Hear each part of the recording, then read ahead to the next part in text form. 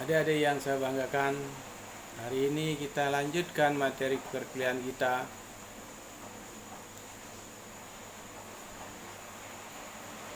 tentang pendidikan Pancasila di perguruan tinggi. Untuk itu pertama-tama saya menyampaikan, semoga semua dalam keadaan sehat dalam lindungan Tuhan Yang Maha Kuasa. Adik-adik yang saya banggakan, tema daripada kuliah kita pada hari ini yaitu konsep dan urgensi pendidikan Pancasila di perguruan tinggi. Saya mengetahui sejak SD Anda sudah belajar Pancasila. Apa saja materi yang sudah Anda pelajari dan apa kesan Anda setelah memperoleh pelajaran terkait dengan nilai-nilai Pancasila tersebut? Jawaban yang Anda berikan mungkin berbeda satu dengan yang lainnya. Itu menunjukkan masih terdapat perbedaan dalam pemahaman atas perlu atau tidaknya pendidikan Pancasila di perguruan tinggi. Adik-adik yang saya banggakan, sesungguhnya nilai-nilai Pancasila sebagai pandangan hidup bangsa sudah terwujud sejak dalam kehidupan bermasyarakat jauh sebelum Pancasila sebagai dasar negara dirumuskan dalam satu sistem nilai. Contoh nilai-nilai itu adalah percaya kepada Tuhan dan toleransi, kemudian gotong royong, lalu musyawarah, kemudian solidaritas atas keadaan masyarakat atau kesetiakawanan sosial dan lain sebagainya.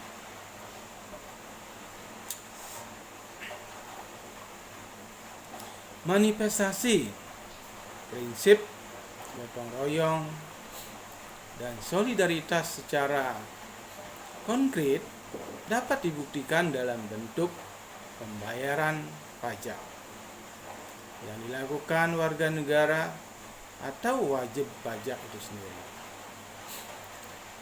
Alasannya jelas bahwa gotong royong didasarkan atas semangat kebersamaan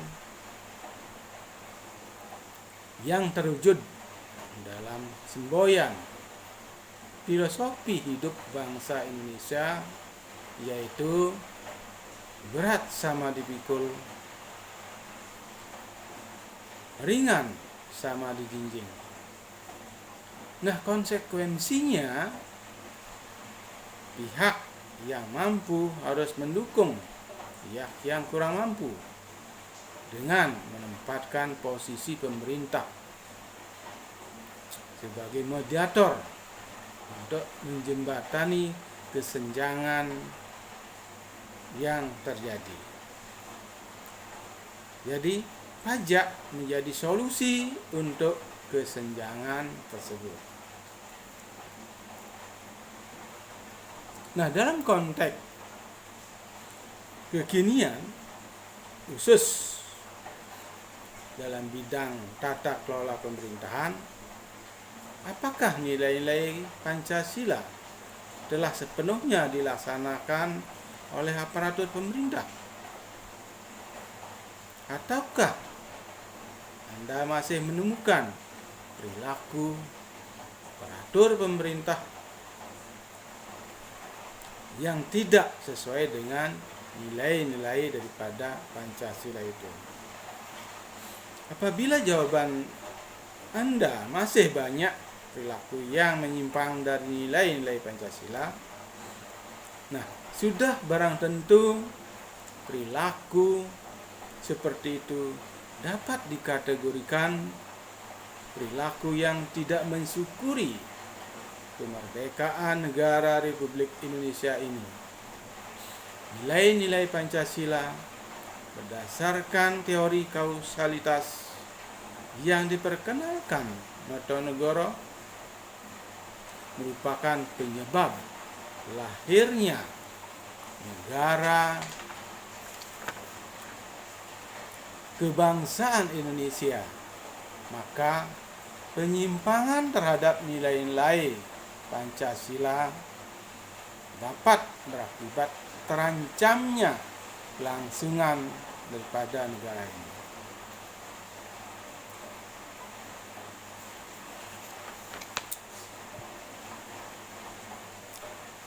Nah, munculnya permasalahan yang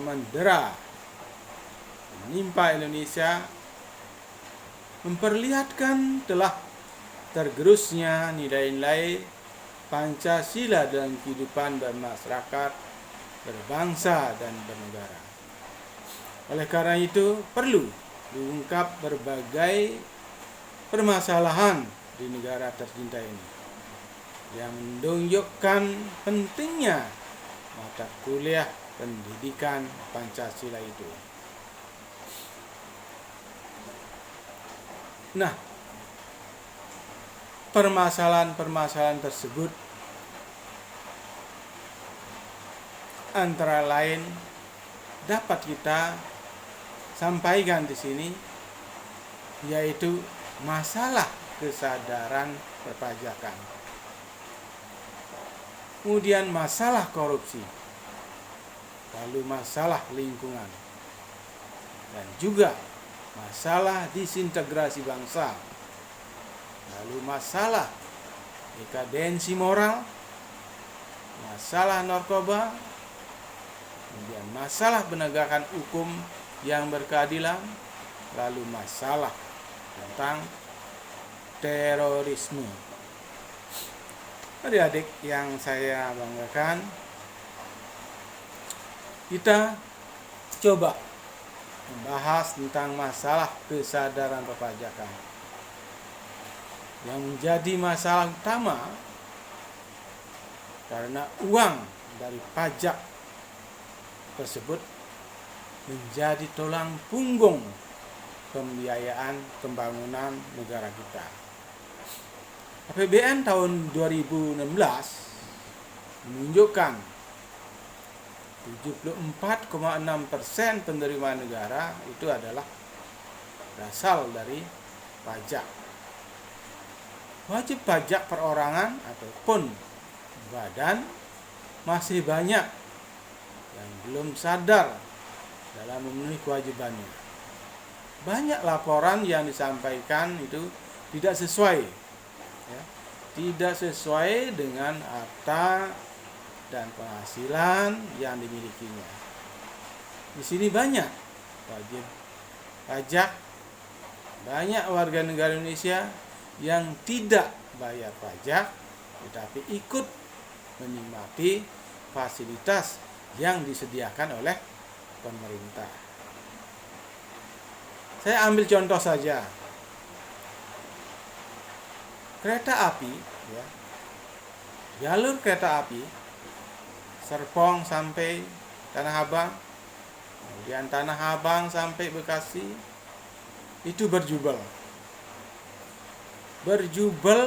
bahkan 7 tahun yang lalu 7 tahun yang lalu itu sampai di atapnya, naik di atap, di atas atapnya itu penuh orang. Nah, orang-orang yang ada di situ yang naik di atas kap daripada kereta api itu, itulah orang-orang yang tidak mau membayar yang namanya karcis, karcis untuk tiket untuk masuk ke dalam gerbong kereta. Tetapi mereka naik di atas, ingin menikmati fasilitas yang disediakan oleh negara. tetapi tidak mau membayar iuran, ya.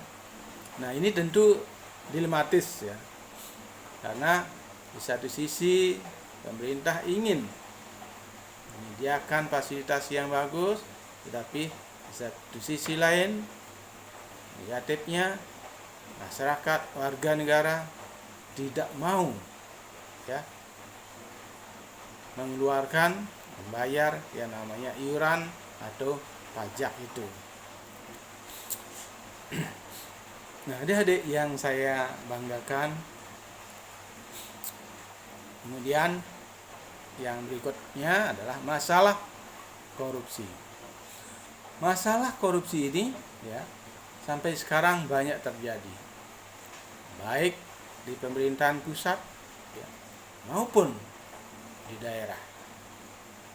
Tahun 2015, ya, Transparansi Internasional, ya, merilis dari 188 negara itu Indonesia menduduki peringkat yang ke-88 urutan negara paling korup di dunia. Nah, dari temuan itu menunjukkan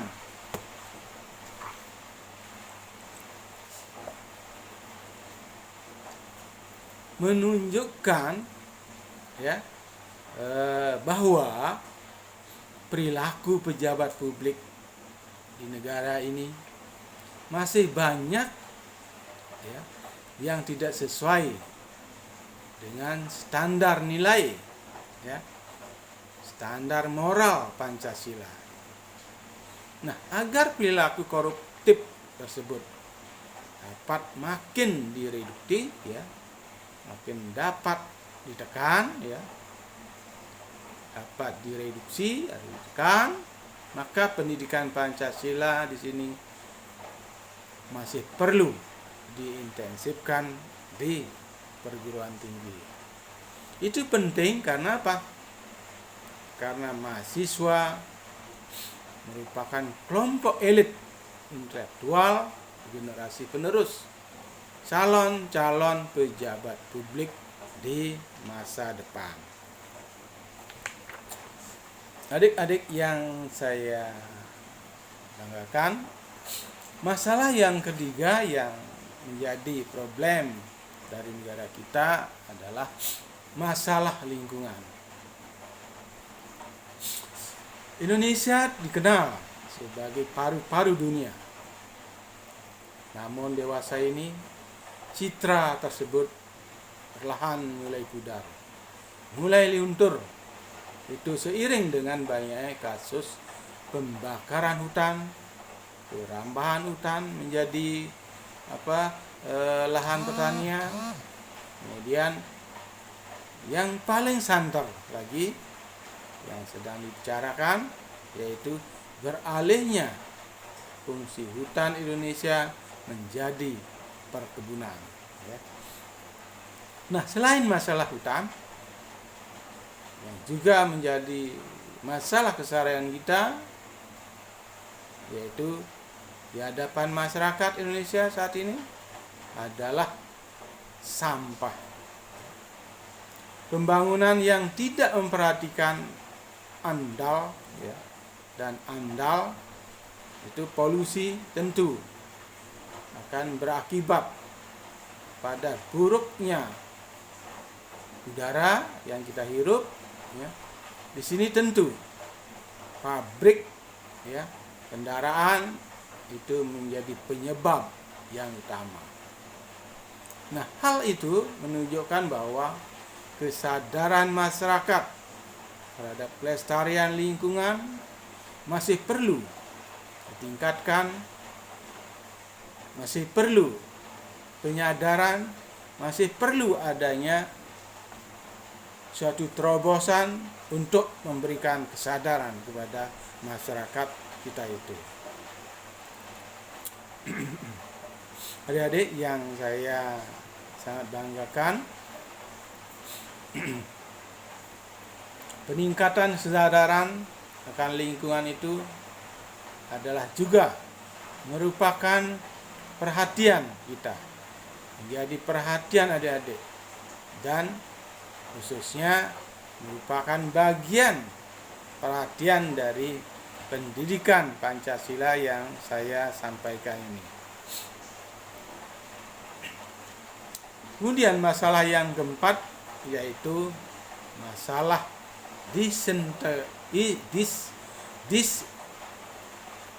disintegrasi bangsa, ya.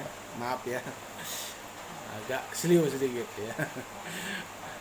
Jadi disintegrasi bangsa ini, ya, sejak demokratisasi mengalir dengan deras, ya, menyusul dengan terjadinya reformasi di tahun 1998 di Indonesia, ini demikian gencar, makin kukuh, makin berkibar, ya.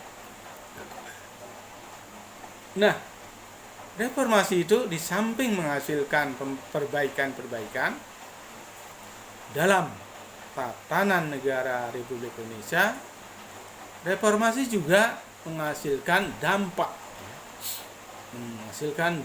negatif, antara lain terkikisnya rasa kesatuan dan persatuan bangsa. Nah, sebagai contoh, acap kali mengemuka dalam wacana publik bahwa ada segelintir elit politik di daerah yang memiliki pemahaman yang sangat sempit tentang otonomi daerah. Mereka terkadang memahami otonomi daerah sebagai bentuk keleluasaan pemerintah daerah untuk membentuk yang namanya kerajaan-kerajaan kecil, ya. Nah, ini kerajaan-kerajaan kecil ini muncul yaitu setelah terjadinya reformasi tahun 1998. Nah, implikasinya mereka menghendaki daerahnya diistimewakan dengan berbagai alasan. Bukan itu saja, fenomena primordialisme pun terkadang muncul dalam kehidupan masyarakat. Kemudian beberapa kali juga Anda sudah pernah menyaksikan barangkali, ya, di berbagai media massa, ya, yang memberitakan elemen masyarakat, ya, yang memberitakan berbagai kejadian di masyarakat yang disiarkan melalui TV, ya, media massa, ya, baik elektronik maupun cetak, ya, media cetak, ya. Nah, adik-adik yang saya banggakan,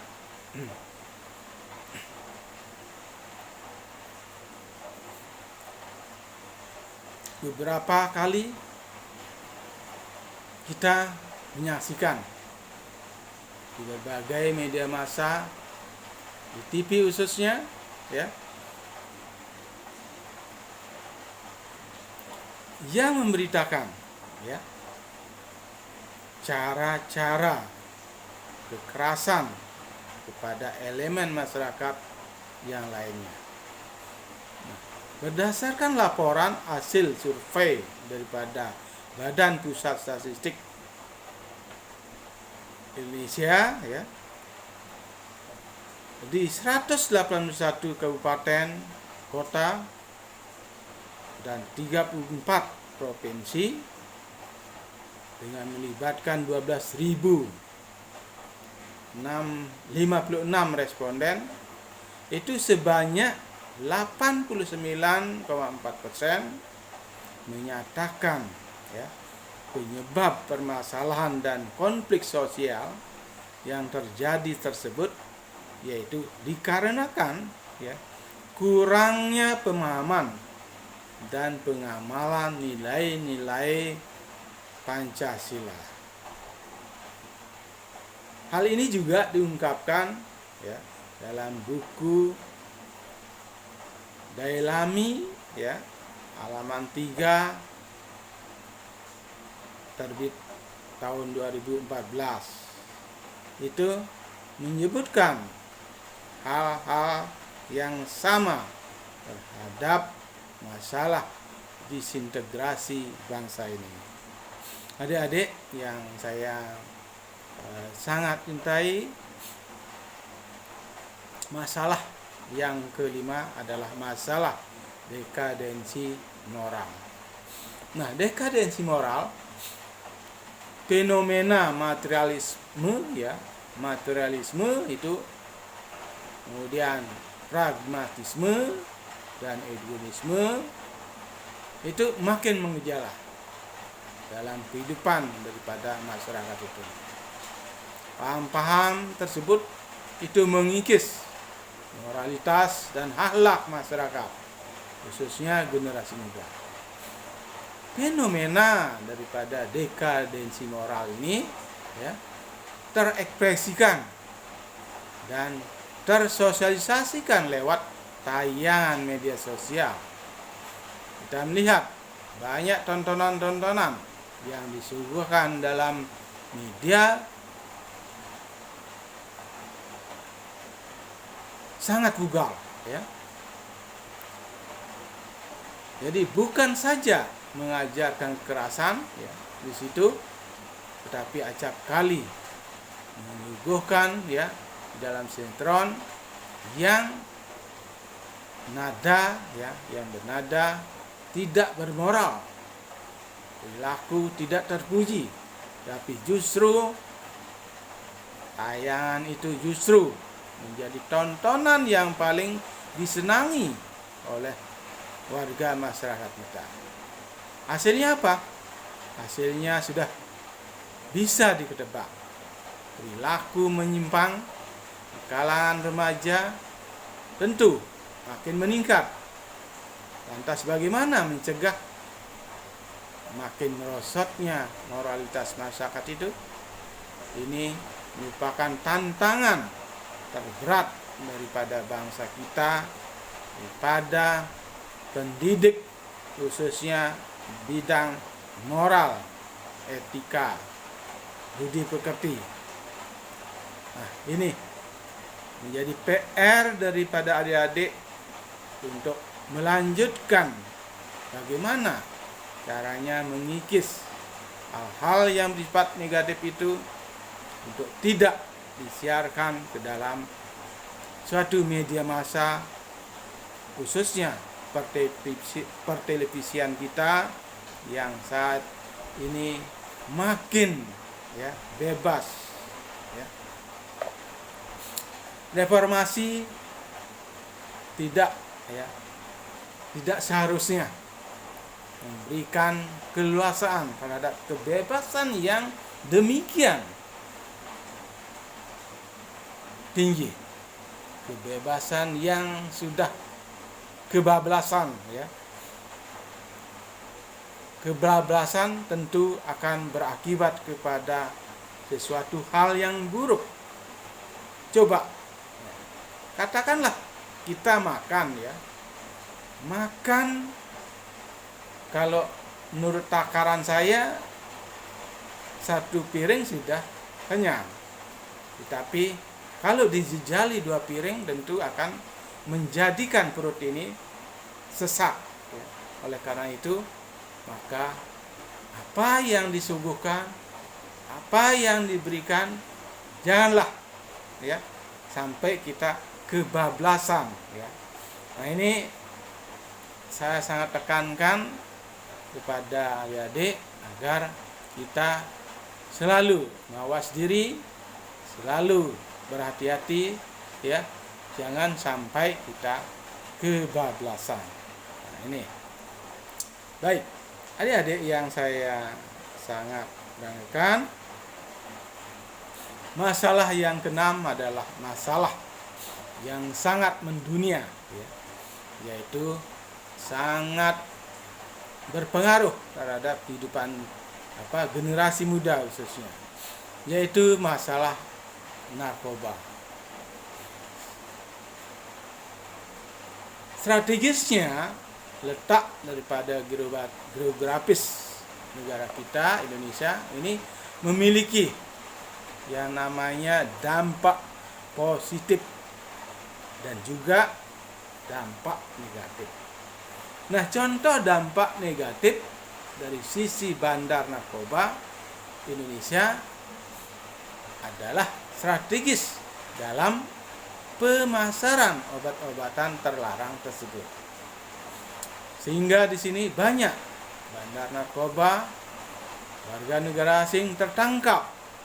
Tapi sayangnya sanksi yang diberikan terkesan kurang tegas. Sehingga di sini tidak menimbulkan efek jera terhadap si pelanggar tersebut. Nah, akibatnya apa? Akibatnya banyak generasi muda yang masa depannya suram karena kecanduan obat-obatan terlarang narkoba itu. Nah, hal ini tentu mengancam generasi penerus dari bangsa kita yang akan meneruskan kepemimpinan tongkat kepemimpinan daripada negara yang kita cintai. Adik-adik yang saya sangat cintai, yang sangat saya banggakan, masalah narkoba ini di tahun 2013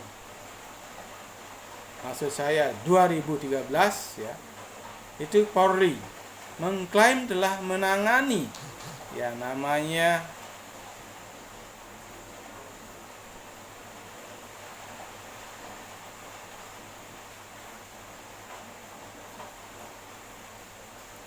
bahaya narkoba, yaitu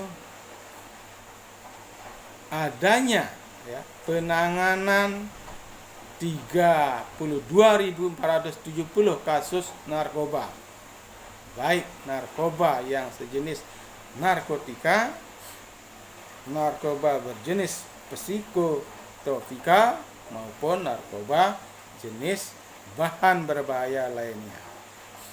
Nah, angka ini menunjukkan peningkatan sebanyak 5.909 kasus dari tahun sebelumnya. Nah, pasalnya yaitu pada tahun 2012 kasus narkoba yang ditangani oleh Polri hanya sebanyak 26.561 kasus narkoba. Nah, hal itu menunjukkan adanya ancaman terhadap generasi penerus bangsa kita. Tentu ini sangat memprihatinkan bagi bangsa kita yang posisinya sangat strategis di kawasan Asia Tenggara ini.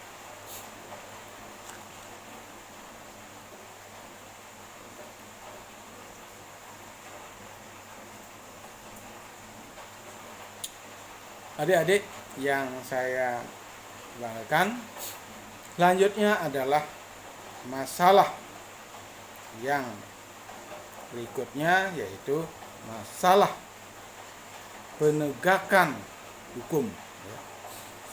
Nah, masalah penegakan hukum yang kita ketahui di Indonesia,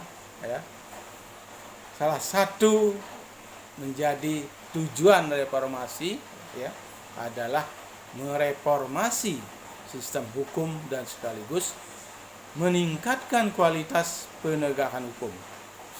Nah, faktor dominan yang dominan dalam penegakan hukum adalah manusianya. Penegakan hukum sangat ditentukan oleh kesadaran hukum daripada masyarakat. Kemudian profesionalitas aparatur penegak hukum itu sendiri. Nah, itulah salah satu urgensinya pendidikan Pancasila, yaitu peningkatan kesadaran hukum para mahasiswa sebagai calon pemimpin bangsa ini. Kemudian masalah yang terakhir yaitu masalah terorisme. Saat ini masalah terorisme ini bukan hanya menjadi masalah Indonesia, tetapi juga adalah masalah dunia. Kita ketahui Amerika saja ya, yang merupakan bagian, maksud saya yang merupakan negara adidaya katanya ya, kebobolan ya, dengan adanya terorisme ini ya, sampai gedungnya ya, gedung Kementerian Pertahanan itu ya, itu diserang oleh teroris ya, sampai runtuh ya, sampai menimbulkan ribuan korban di situ ya. Nah, apalagi negara-negara yang masih ya berkembang ya. Nah, ini harus lebih berhati-hati lagi karena teroris ini mengancam siapa saja ya. Siapa saja yang dianggapnya berlawanan arah dengan tujuan daripada teroris itu, maka itu yang diserang. Nah, Indonesia sebagai negara negara yang sangat religius ya, sangat memahami akan kejadian-kejadian yang menimpa negara-negara di dunia yang diancam oleh perilaku teroris ini. Nah, teroris itu sendiri di Indonesia asalnya tidak jelas ya, tetapi fakta menunjukkan kelompok yang sudah tertangkap melakukan kekerasan melawan hukum dan mengatasnamakan agama tertentu. Kenapa mereka terpengaruh sampai melakukan hal tersebut ya? Hal ini tentu mereka terpengaruh ya oleh paham ekstrim. Kemudian kenapa mereka terpengaruh? Ini sejumlah tokoh berasumsi bahwa mereka lahir disebabkan karena himpitan ekonomi, kemudian rendahnya pendidikan, kemudian pengetahuan agamanya yang kurang komprehensif, itu yang membuat mereka mudah dipengaruhi oleh keyakinan ekstrim tersebut. Nah, di sini sejatinya agama seharusnya bisa menuntun manusia berperilaku santun, penuh kasih, tetapi di tangan teroris agama menjelma menjadi keyakinan yang sangat bengis ya, tanpa belas kasihan terhadap sesamanya. Bahkan keluarganya, istrinya, anaknya pun menjadi korban. Jadi pada kebengisan ya, ajaran-ajaran sesat yang diterimanya ya. Saya dapat mengatakan ajaran sesat ya. Kenapa? Karena ajaran yang sangat bertentangan sejatinya dengan ajaran-ajaran agama yang sudah ada di dunia ini.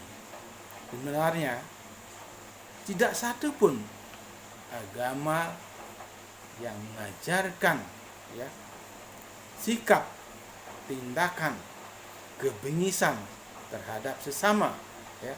Tetapi di sini muncul ajaran itu karena mereka kurang memahami ya pendalaman pendidikan mereka terhadap ajaran yang semestinya itu adalah kurang komprehensif dikatakan ya. Nah, oleh karena itu adik-adik yang saya sangat anjurkan, janganlah belajar setengah-setengah. Begitu juga Anda belajar di kuliah di STIE Bisnis Indonesia ini. Janganlah setengah-setengah. Kalau sudah masuk bangku kuliah di STIE Bisnis Indonesia, ya lanjutkanlah. Pahamilah pelajaran, pahamilah mata kuliahnya sehingga Anda sukses ya sampai kepada jenjang pendidikan strata 1. Sekian, sampai di sini dulu ya materi saya. Mudah-mudahan Anda dapat memahami tentang hal-hal yang saya sampaikan tadi. Selamat, sukses untuk Anda. Semoga selalu dalam keadaan sehat-sehat. Semoga selalu berbahagia. Terima kasih. Selamat menempuh pelajaran yang lain.